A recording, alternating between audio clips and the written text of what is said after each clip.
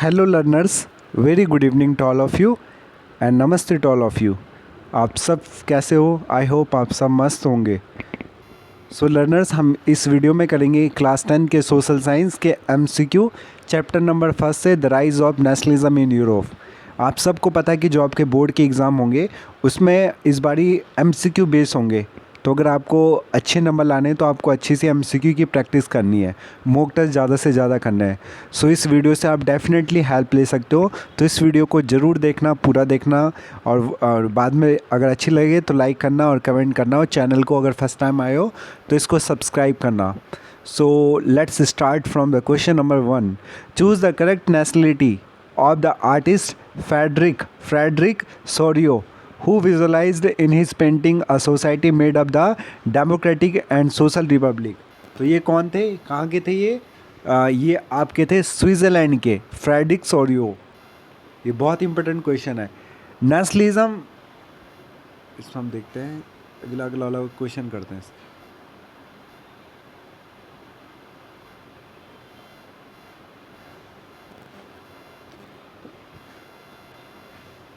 Match the term with statement given below. A, utopian society is, इसका answer देख लेते हैं। इसका बी है। सेकेंड एंड थर्ड, ये कौन सी सोसाइटी थी यूटोपियन? इसमें है आपका सेकेंड एंड थर्ड में दिया है। A society that is unlikely to ever exist, a society under the control of chosen few wise man.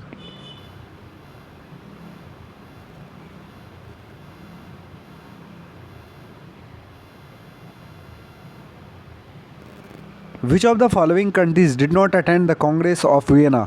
जो वियना की जो कांग्रेस थी, एक मीटिंग थी, उसमें कौन सी किसने किसने पार्टिसिपेट नहीं किया था? तो स्विट्ज़रलैंड ने।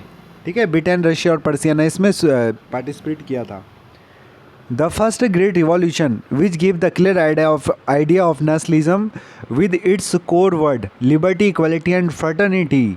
लिबर्टी का मतलब होता है स्वतंत्रता, इक्वलिटी का मतलब होता है समानता, एंड फ्रेटर्निटी का मतलब होता है भाईचारा। ये किसने दिया था हमको? ये फ्रेंच रिवॉल्यूशन से पूरे वर्ल्ड को मिला था। तो राइट आंसर है फ्रेंच रिवॉल्यूशन। तो याद रखना आपको, वेरी इंपॉर्टेंट क्वेश्चन था वो। The French revolution declare that the mission and destiny of the French nation was. क्या थी इसकी डेस्टिनी? ठीक है, इसका हम आंसर देखते हैं। इसका B, to liberate the people of Europe from despotism. ठीक है, लिबरेट का मतलब होता है लोगों को स्वतंत्र करने की कोशिश करना। किससे? जो एक तरह से सामंतवाद था वहाँ पे, एक तरह से क्या थी वहाँ पे, मोनार्की थी, उस चीज़ से। मोनार्की होता है जो राजा का शासन होता है। The civil code of 1804 in France is usually known as, इसको नेपोलियन कोड भी कहते हैं। ठीक है स्टूडेंट्स, आपको ध्यान रखना, वेरी इंपॉर्टेंट क्वेश्चन है। सिविल कोड कौन लेके आया था? Napoleon Bonaparte. ठीक है, जो कहाँ का बहुत बड़ा शासक था? कहाँ का बहुत बड़ा शासक था? ये फ्रांस का था, फ्रेंच का। फ्रांस के लोगों को हम बोलते हैं फ्रेंच पीपल। तो नेपोलियन कोड भी इसको जाना जाता है, जो 1804 में फ्रांस में लाया गया था। The Napoleon code was exported to which of the following region. तो इसका आंसर देखते हैं हम। रीजन अंडर फ्रेंच कंट्रोल, कहाँ पे उसको लगाया गया था इस कोड को?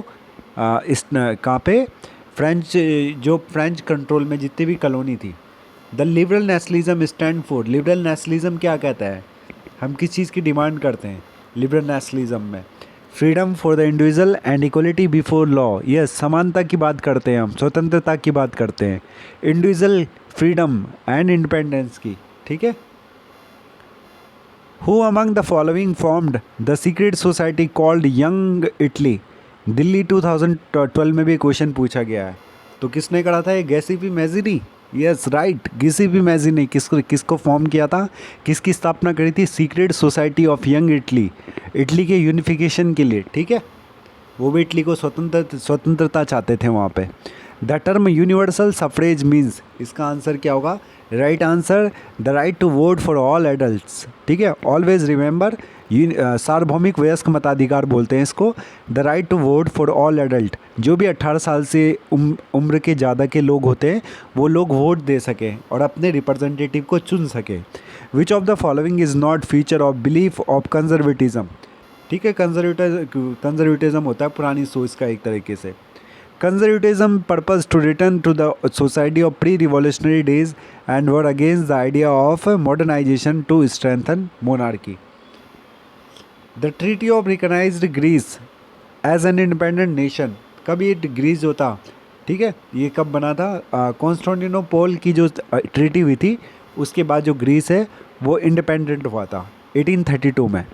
ठीक है, ग्रीस के आपने पिरामिड के बारे में सुना होगा, ग्रीस के pyramid. Who said when French sneeze the rest of Europe catch cold, जब फ्रांस छींकता है तो अन्य यूरोपीय देशों को जुकाम हो जाता है। देखो कितनी बड़ी बात कही है, किसने कहा था, ये ड्यूक मैट्रिंच ने कहा था, ड्यूक मैट्रिंच ने। ठीक है, बिस्मार्क ने क्या करा था, बिस्मार्क ने यूनिफिकेशन ऑफ जर्मनी करा था। गैरीबाल्डी कहाँ का था, इटली। ठीक है, Mazzini. What happen to Poland at the 18th century, which of the following answer is correct. तो इसका हम देख लेते हैं आंसर।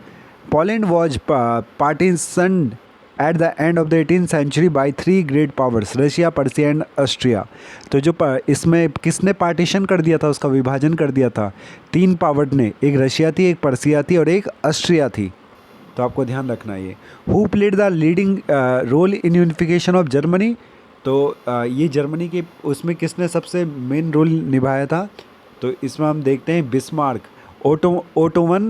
ओटोमन बिस्मार्क ने, जो पर्सिया का चीफ मिनिस्टर था। ये बहुत इंपॉर्टेंट क्वेश्चन है। ठीक है, very important question this is. Three Wars over 7 year with Austria, Denmark, Germany and French ended in the, कौन सी उसके साथ ख़त्म हुआ था ये, इसका आंसर होगा आपका पर्सियन विक्ट्री के साथ। ठीक है, जो 7 ईयर वॉर चला था, तो ये भी बहुत इंपॉर्टेंट क्वेश्चन है। 7 year war with Austria, Denmark, Germany and French ended in the Persian victory. Who was proclaimed the emperor of Germany in 1871, 1871 में किसका यूनिफिकेशन हुआ था, जर्मनी का। तो उस टाइम पे कौन, विक्टर एमेनुअल केसर विलियम। ठीक है, और पर्सिया जो थे विलियम फर्स्ट, केसर विलियम फर्स्ट पर्सिया के जो थे वो वहाँ के राजा बने थे जर्मनी के। Who became the king of United Italy 1861, तो गिसेपी मैजिनी। ठीक है, नहीं, विक्टर एमेनुअल सेकंड। ठीक है, ये वहाँ के राजा बने थे 1861 में। तो पहले कौन सा देश आज़ाद हुआ था, यूनाइटेड इटली। ठीक है, जिसका यूनिफिकेशन हुआ था, और 1871 में किसका हुआ था, जर्मनी का। ये ध्यान रखना आपको। और अगर हम एरिया देखें तो इटली का कम है और जर्मनी का बड़ा है, तो इसको याद ऐसे कर सकते हो कि इटली छोटा है, तो पहले 1861 में इटली का यूनिफिकेशन हुआ था और बाद में किसका हुआ था, जर्मनी का। ठीक है, 1871 में। तो ये सारे क्वेश्चन इंपॉर्टेंट थे। Who was the responsible for the unification of Germany. ठीक है, तो इसमें आएगा आपका Bismarck, Otto von Bismarck. The allegory of German nation who wear a crown of oak leaves was a, lives कहाँ पे रहते थे, जर्मेनिया में रहते थे।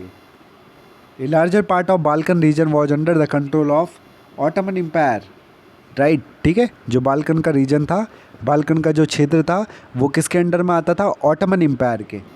थोड़े से क्वेश्चन और कर लेते हैं इसमें, ये सारे इंपॉर्टेंट क्वेश्चन, इतने ही क्वेश्चन है इसमें। ठीक है, सो स्टूडेंट आपको ये वीडियो डेफिनेटली हेल्प करेगी, इसको 2-3 बार देखना फास्ट फॉरवर्ड मोड में। So till then, bye bye, take care, keep smiling, keep laughing in life and keep study. Thank you so much.